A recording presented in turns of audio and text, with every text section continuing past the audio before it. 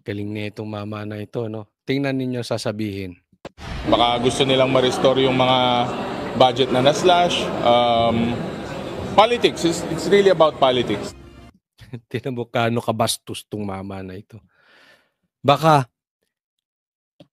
may kasalanan. May nahuling mali. May kriminal na ginawa. Kasalanan na naman ni Sara.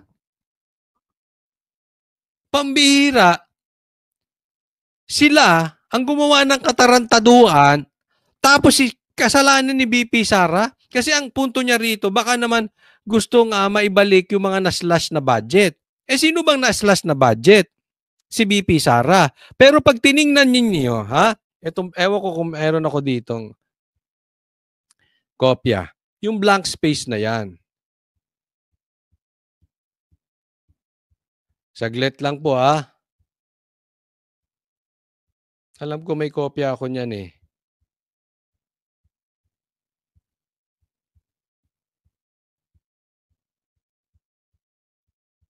Hindi ko makita. Basta ganito yan. Ang daming na doon sa original, tapos may blank space, may mga nadagdagan departamento. Okay? Ang dami po nadagdagan. Yung department, yung Office of the Vice President, wala naman nadagdag. So kayo nagpalabas ng hindi ikaw, hindi ito, hindi tumaman to. Hindi kayo nagpalabas ng magic.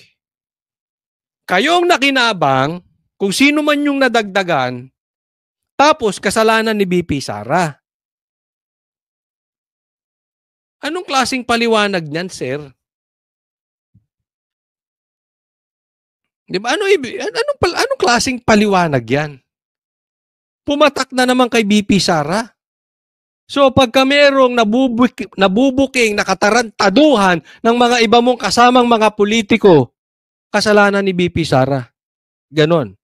Pamumulitika lang ito ni BP Sara. So pag yung si Congressman A nabukong magnanakaw ng Duterte, instead na imbestigahan nyo, totoo ba yung pagnanakaw, ibintang na lang kay BP Sara. Halimbawa, may namatay na congressman at ang sa loob ng building na kung saan maraming politiko, instead na imbestigahan ninyo, ibintang kay BP Sara kasi si BP Sara o ang Duterte ang nagsabi ang pumatay niyan kongresista. So tuwing meron kayong kababalaghang gagawin, meron kayong kriminal na gagawin na mabubuking ng Duterte, kasalanan ni BP Sara. Aba, matindi. Napakadaling palusot nun. Isipin mo, gagawa ka na lang ng katarantaduhan, in the end, sasabihin natin, ibintang lahat yan sa Duterte. Kung sino ang makahuli sa pagnanakaw natin, ibintang natin sa kanila pabalik. Ganon. Dahil sila ang lumalaban, ibintang natin sa kanila. Easy. Pamumulitika lang to. Ganon. So wala kayong planong imbestigahan yung blank space na yan. Wala kayong planong parusahan yung gustong magnakaw. How convenient it is ibintang kay Sara. Politika ang nakikitang dahilan kung bakit binabato ngayon ng aligasyon ang 2025 national budget. Ayon kay House Deputy Majority Leader. Sana kung di kayo gumagawa ng mali, hindi kayo walang nasasabi sa inyong mali. La Union 1st District Representative Paulo Ortega, naniniwala siyang layo ng usaping lumikha ng pagkakabahabahagi at ibalik ang 2 billion pesos na halaga ng alokasyon sa tanggapan ni Vice President Sara Duterte. Matatanda ang... Alam mo, that is so bobong komentaryo. That is so bobo. Sorry po, ayoko nagbumura. Hindi naman mura yun eh. Medyo nakakaasar na talaga. Hindi na nakakatuwa. Kasalanan ni BP Sara. Ibintang nyo na. Palagay ko, ang pumatay kay PRR, ay ang pumatay kay Jose Rizal si PRRD. Ang pumatay kay Magellan ay si BP Sara. Ganong kaboboy itong mga ito, ang mga komentaryo nila. Nawasan ang pondo ng opisina ng pangalawang pangulo para sa taong 2025 dahil sa mga kontrobersyang ipinupukol kaugnay ng So, kaya ganito, blinang space nila kasi gusto nila maibalik yung kinaltas sa Office of the Vice President. Ganon. Wala nga siyang kinalaman dyan. Nasa sa inyo na nga yung budget na yan. Sabi niya, kayo nang bahala dyan. Hindi rin naman siya nasusunod eh. Sinong gumawa? Wala naman siya doon. Ba't kasalanan? Hindi ko alam kung nagbobobobobohan itong mga ito. Bobong talaga eh. paggastos ng confidential funds nito. Si Davao City 3rd District Representative Isidro Ungab ang naghayag na may blankong items sa Bicameral Conference Committee report para sa 2025 national budget. Kaya tinawag ni dating Pangulong Rodrigo Duterte na invalid ang nilagdaang pambansang pondo o General Appropriations Act ni Pangulong Bongbong Marcos Jr. It works for them kung may controversy, it works for them kung may problema. Tingnan mo how convenient it is. It works for them kung may controversy, it works for them pag may problema. So, kalimutan na natin yung blank space. Gawa-gawa lang yan ni BP Sara kasi may controversy. Intindi, no? Ang lalim. Ang lalim, Brad, no? Ang lalim mag-isip nitong mama na ito. Sir, kayo sir, lalim nyo mag-isip.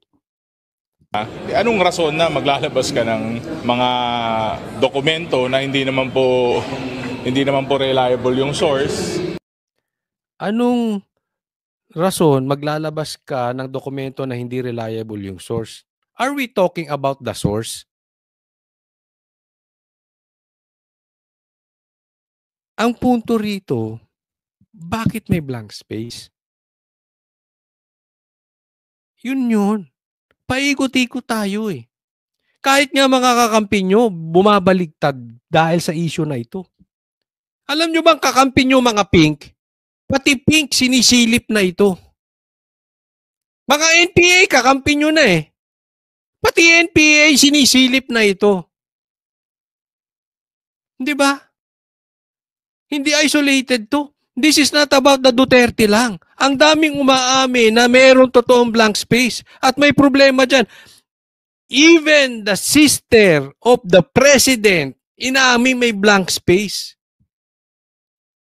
And here you are, sasabihin mo lang, gusto lang ng controversy ng kampo ni Duterte. Ang galing ng explanation. Galing, no? Ang lalim.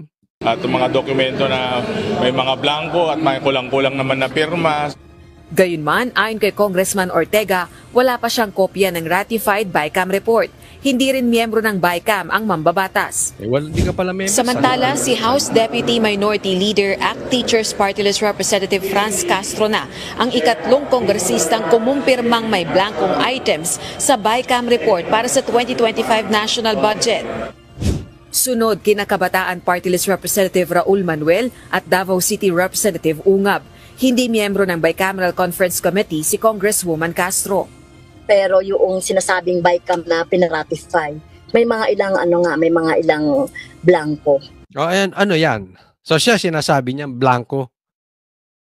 So are you telling us, Ortega, na kinakampihan ni Castro si BP Sara? Kasi sabi nyo, gusto lang ni BP Sara mabalik yung patungkol dito sa budget. Kaya may blank space. So magkakampi ngayon si Sara at saka si Castro.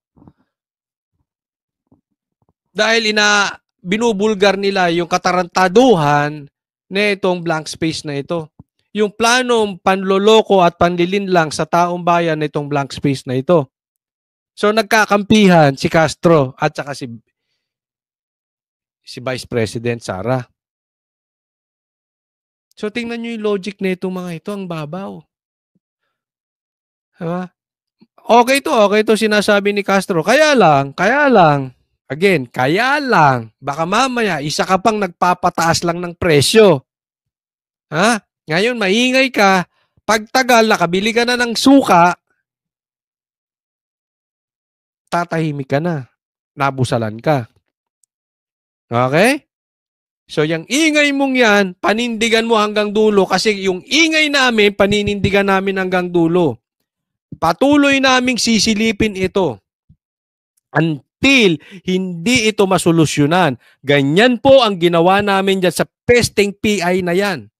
Sinabi ni PRRD, that is unconstitutional. Hindi namin tinantanan ang kaiingay, ang pag-ingay namin dyan sa PI na yan until tinigil nila.